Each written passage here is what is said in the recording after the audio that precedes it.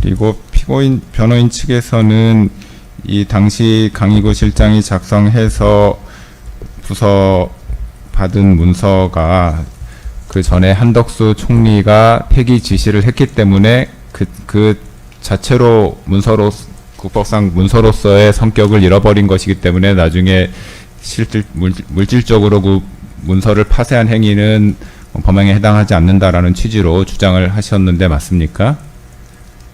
예, 근데 그 한덕수 총리의 지시만으로 그 국법상 문서로서의 성격이 없어진다는 근거가 무엇인가요? 피고인 대통령이 지시한 것이 아니고 한덕수 총리의 지시로 했다. 그게 성격이 그렇게 된다는 근거가 무엇인가요?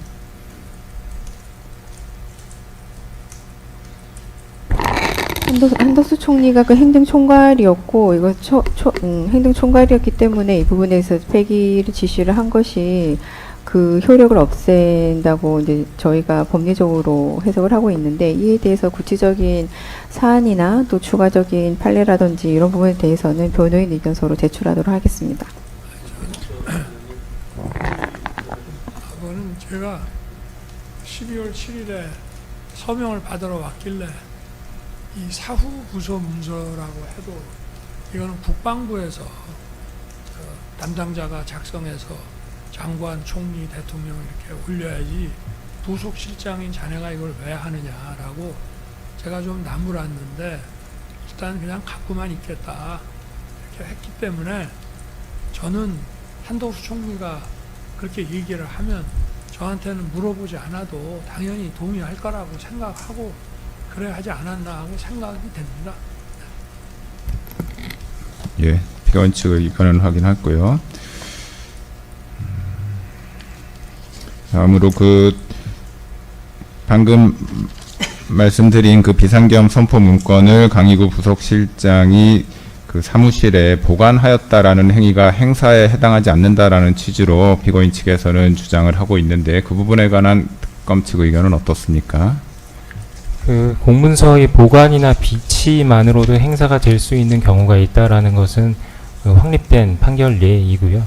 이 사건에서는 이 공문서가 작성될 이 사후 부서문이 작성될 당시에 이미 이 사건 내란 관련된 재판과 그리고 탄핵 소추 절차 등이 진행이 되고 있었고, 그런 그 사법 절차에서 이런 헌법적인 요건을 충족하였는지 여부는 당연히 쟁점이 될 것이었기 때문에 사용이 예정되어 있는 문서였습니다. 그런 측면에서 사용을 위해서 보관하고 있는 행위 자체가 행사라는 것이 저희 특검 기소 취지이고요. 이 부분 관련해서는 향후 별도 의견서를 통해서 보다 정치하게 말씀을 드리도록 하겠습니다.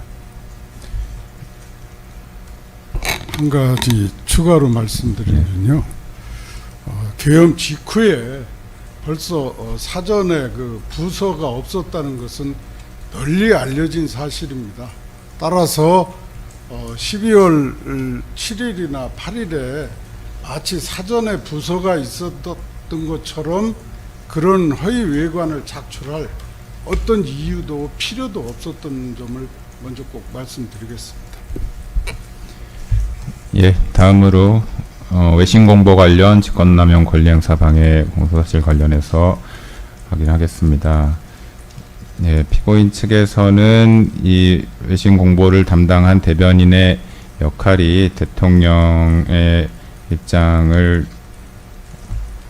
보조하여, 대통령의 직무집행을 보조하여 공보라는 사실행위만 담당하는 지위에 있기 때문에 그에 대해서 어떠한 대통령의 지시가 있었고 공보관이 보도를 하였다 하더라도 직권을 남용하였거나 권리행사가 방해된 것이 아니라는 취지로 주장을 하는 것으로 보입니다. 맞습니까?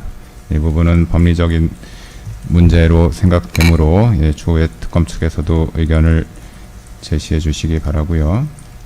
그리고 그 공보 내용에 관해서 허위 사실이 있다라는 것이 이제 특검 측의 기소 내용이고, 피고인 측은 이에 관해서 허위 사실이 아니다라는 취지로 다투고 있는데, 그 내용에 관해서는 피고인이 별건으로 기소된 내란 우두머리 사건 2025과 129호 사건에서 다투어지고 있는 쟁점으로 보이는데 맞습니까? 예, 맞습니다. 이 부분과 관련해서 말씀을 좀 드리겠습니다.